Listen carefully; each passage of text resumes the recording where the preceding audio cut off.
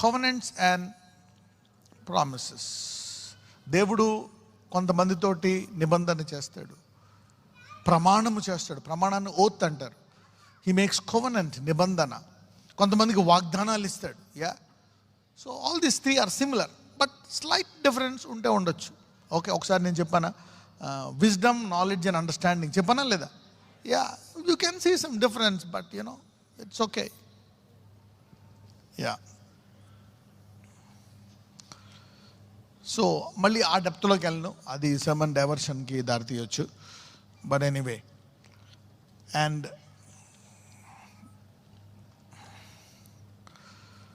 so let me even give you this scripture. Why you need covenants and promises? Why? ఎందుకు covenants and promises కావాలా? ఎందుకంటే suppose ఒక విశ్వాసకి ఏమైనా జరిగింది, జరగకూడదు, ఓకే,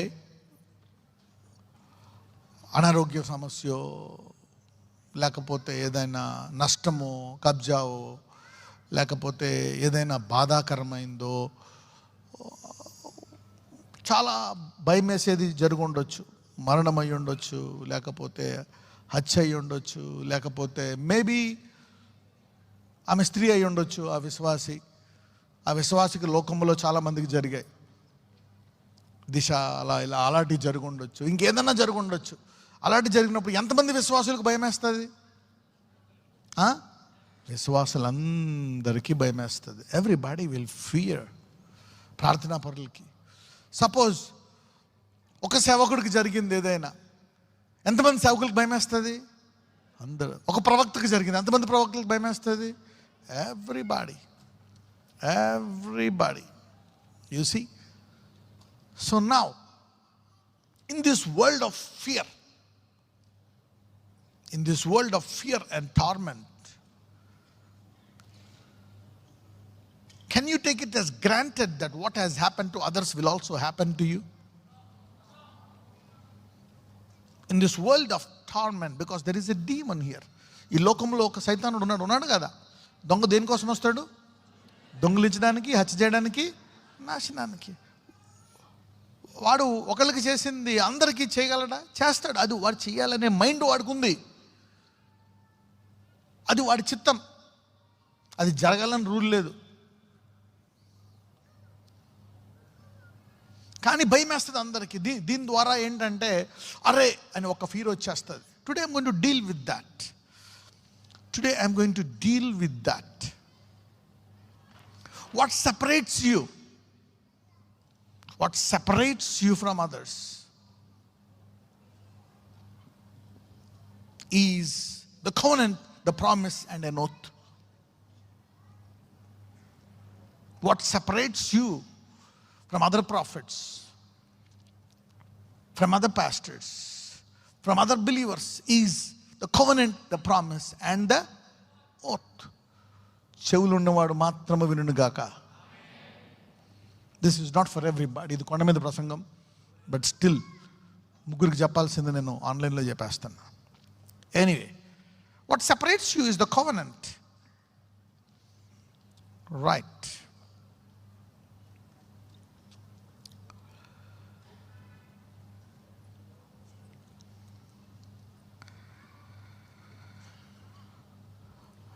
కయ్యూను, ఏబేలు ఉన్నారు. ఇద్దరు దేవుని బిడ్డల కదా. ఎస్, కయ్యూను ఏబేల్ని చంపేయాలనుకున్నాడు. చంపగలిగాడా? చంపేశాడు. ఏబేలు మంచి కానుకిచ్చాడా? కయ్యూను మంచి కానుకిచ్చాడా? ఏబేలు. సో మంచి కానుక ఇచ్చిన వాడికి ఏమొచ్చింది? మరణం వచ్చింది. కాబట్టి ఇప్పుడు మనం ఏబేల్ కానుక ఇవ్వాలా, కయ్యూను కానుక ఇవ్వాలా? ఏబేలు కానుకిస్తే పోయావు కదా, కయ్యూను కానుకిస్తే బతికావు కదా. హలో, తర్వాత కయ్యూను శాపం నుంచి విముక్తుడయ్యి దేవుడి దగ్గర మొరపెట్టి వచ్చి ఒక పట్టణం కట్టుకుంటాడు. అవునా కదా? ఒక పట్టణం కడతాడు, రియల్ ఎస్టేట్ వ్యాపారం ఏం చేసుకుంటాడు, బాగా బ్లెస్ అవుతాడు. చరము ఎందుకు ఉత్తమమైన కానుక ఇచ్చి సాగు తెచ్చుకోవాలా? Hello, faith offering, good offering, ఆపేద్దామా? నేను కూడా తీసుకోవడం ఆపేస్తే మీరు కూడా ఇవ్వడం మానేయండి. పని అయిపోయింది, ఎందుకు మళ్ళీ? Shall we do that? Yes or no? Some people say ఆహా డబ్బులు మిగులుతాయి అనమాట. కొంతమంది నేను ఎలాగ ఇవ్వట్లేదు, నాకేం ఫరక పడుతుంది. Whatever it is. Okay, తర్వాత then when it comes to Abraham తోటి దేవుడు ఒక వాగ్దానం ఇచ్చాడు. నిన్ను ఆశీర్వదించే వారిని ఆశీర్వదిస్తాను, నిన్ను శపించే వారిని. అంటే ఇక్కడ ఏబేలుకి తినకి ఏంటి difference? a promise and a covenant. అందుకే డిస్పెన్సేషన్స్ అంటారు. ఏమంటారు? తరాలు. ఏ తరానికి ఏ వాగ్దానం? అజ్ఞాన తరం, ధర్మశాస్త్ర తరం. Sometimes God allows. దేవుడు మన అర్థం చేసుకోవడానికి కొన్ని ఇస్తాడు. You need to see which dispensation. ఇప్పుడు ఏ డిస్పెన్సేషన్లో అదైనా తీసుకొని నువ్వు చేసుకోవచ్చు. ఇప్పుడు ఏంటంటే, ఇప్పుడు నీ బ్లెస్సింగ్కి హద్దులు లేవు. ఇప్పుడు అబ్రహాం బ్లెస్సింగ్ అంటే ఏంటి? అబ్రహాం వచ్చే ఆశీర్వాదం అంటే ఏంటి? మనము ఇప్పుడు ఎల్కేజీ పిల్లలకు చెప్తున్నట్టు అబ్రహాం విషయాల్లో కొన్ని తీసుకొని మీకు పెడుతున్నాను. కానీ అబ్రహాం ఆశీర్వాదం అంటే ఏంటో తెలుసా? Can I tell you in one word? Let us go to John chapter 1 verse maybe 13-14. Of his fullness we have all received. Around 14. ఆ వాక్యము శరీరధారి. Wait. 16 అన్నా? Yeah, 15. 16. Yes. Again, let's read from verse 12. తన్ను ఎందరు అంగీకరించెరో వారందరికీ, అనగా తన నామమునందు విశ్వాసం ఉంచిన వారికి దేవుని పిల్లలగుటకు ఆయన అధికారము అనుగ్రహించెను. వారు దేవుని వలన పుట్టిన వారే గాని రక్తము వలనైనను శరీరేచ్ఛల వలనైనను మానుసేచ్ఛల వలనైనను పుట్టినవారు కారు. అంటే ఒక్కసారి యేసుని అంగీకరించిన తర్వాత, ఇప్పుడు చూడండి, నువ్వు పుట్టిన తర్వాత ఎలాగ కార్డు కట్ చేస్తారో అలాగా నీవు తల్లికి తండ్రికి నువ్వు పుట్టినా, వాళ్ళ సంబంధాలు ఉన్నా వాళ్ళని నువ్వు గౌరవించాలా, ప్రేమించాలా. కానీ వాళ్ళకి నీకు ఆ కార్డు కట్ అయిపోయి పైన ఉండే యెహోవా కార్డు కనెక్ట్ అవుతుంది.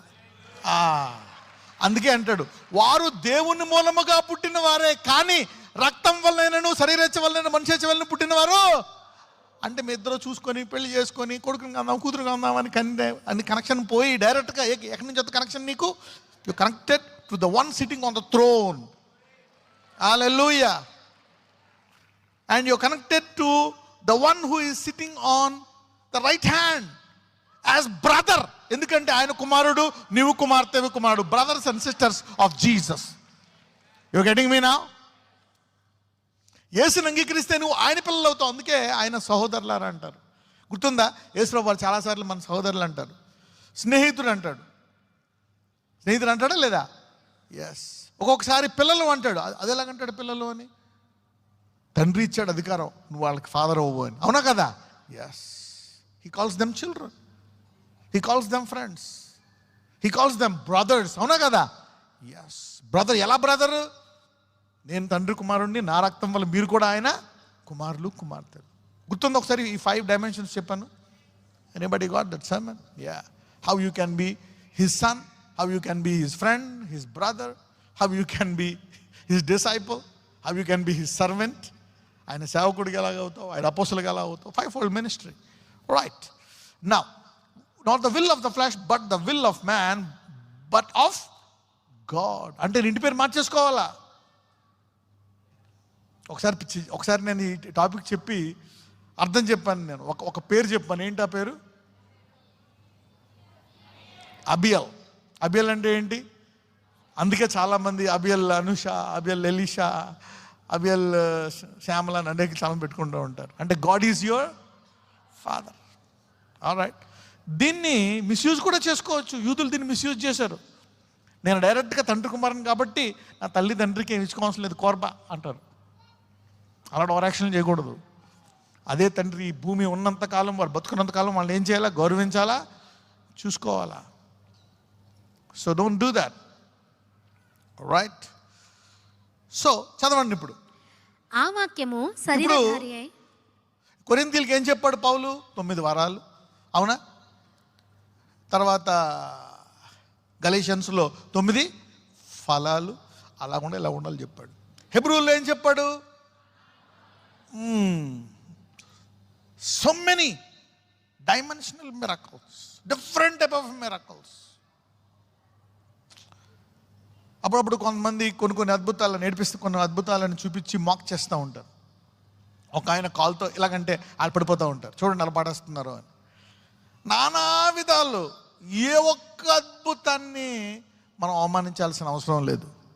హల్లెలూయా. Whatever funny it is, some do it miraculously, some do it dimensionally. So you don't need to mock any miracle. ఈ 9 ఉండాలా అని. So wisdom gives you more wisdom to respect everything. Hallelujah. If you get more wisdom like Jesus, ఆయన లోకమునంతటిని ప్రేమించి లోక పాపాన్ని మోసుకెళ్ళిపోయాడంట. హల్లెలూయా. If you got more wisdom, you love everybody in the world, no matter who they are. You getting me?